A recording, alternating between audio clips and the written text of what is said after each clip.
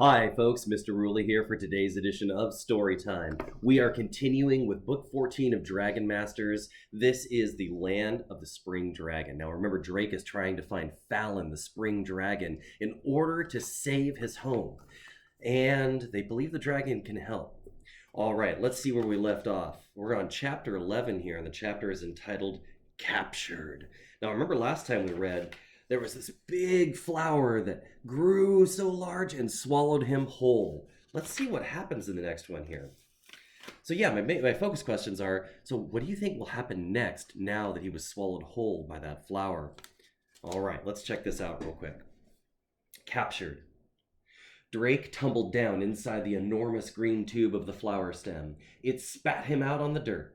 Drake stood up and looked around. He was underground. As his eyes adjusted to the dim light, he heard a voice. Drake, over here! Drake ran toward the voice and discovered Breen behind metal bars, trapped in a cave.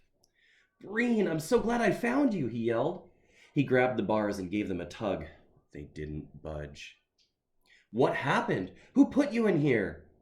It's terrible, Breen answered. An evil ogre scooped me up, and brought me here. He's coming back to eat me. An ogre? Drake asked. You mean like a big mean giant? Breen nodded. Can you get me out of here, Drake? Drake studied the cave. He wouldn't be able to bend the thick metal bars. He did not see a way out. What can I do? He wondered. Suddenly, the ground beneath his feet began to shake. The ogre is coming back, Breen yelled. Fee, fi, fo, fum, I need food in my tum-tum, the ogre chanted.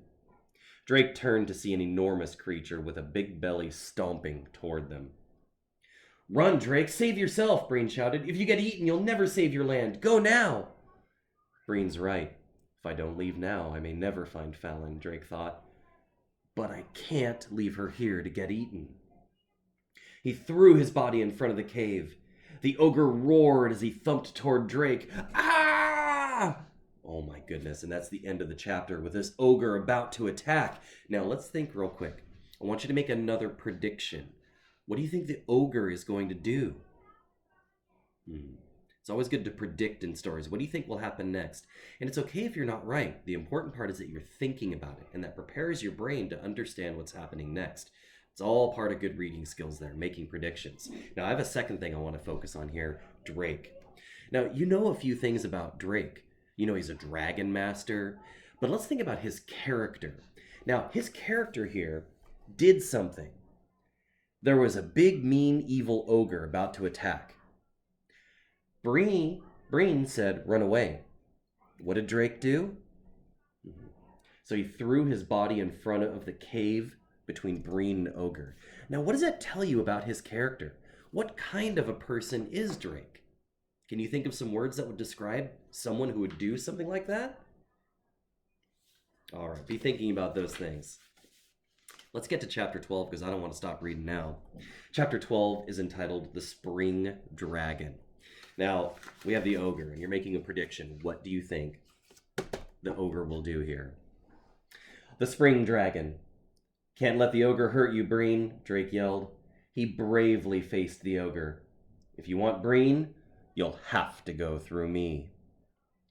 The ogre stomped up to Drake. Drake could feel the monster's hot breath on his face. Stay back, Drake warned, balling his hands into fists.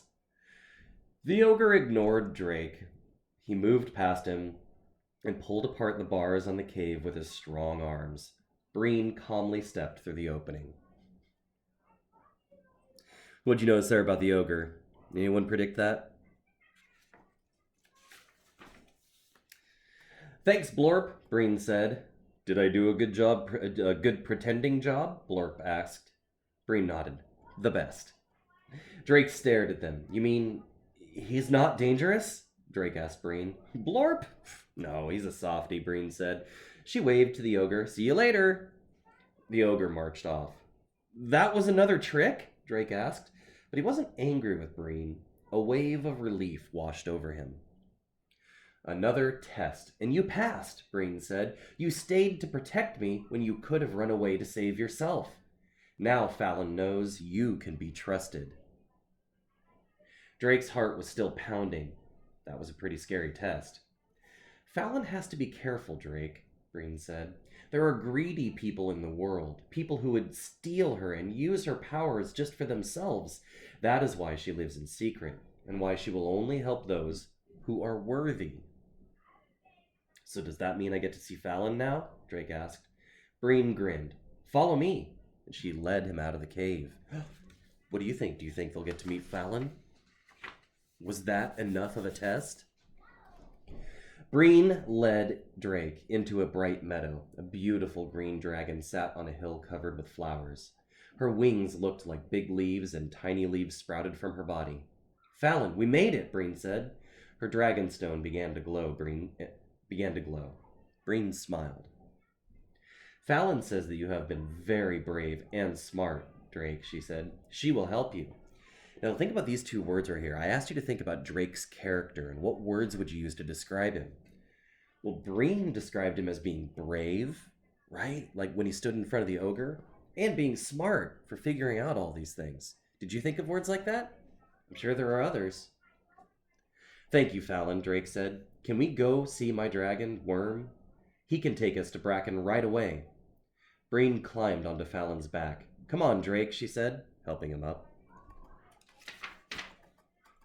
The spring dragon flapped her wings and flew into the air. They soared over the forests and the meadows. Finally, Fallon landed, and Breen and Drake climbed off her back.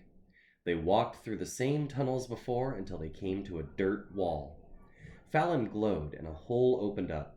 They stepped back into Innis Banba. That's a pretty cool dragon.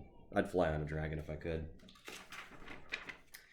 Worm was waiting for them. I knew you would find Fallon, he told Drake. Good job. Thanks, Worm, Drake said. He held out his hand to Breen. Touch Fallon, and then I'll touch Worm, he instructed. Once we're all connected, we can transport. I've never been outside Innis Banba before, Breen said. This is exciting. She grabbed Drake's hand and put one hand on her dragon. Then Worm transported them all to Bracken in a burst of green light. Hey, maybe the dragons will be friends too. All right, folks, we're going to go ahead and stop there for today. Thank you for joining me for story time. Keep on reading every day, folks, and have a great day.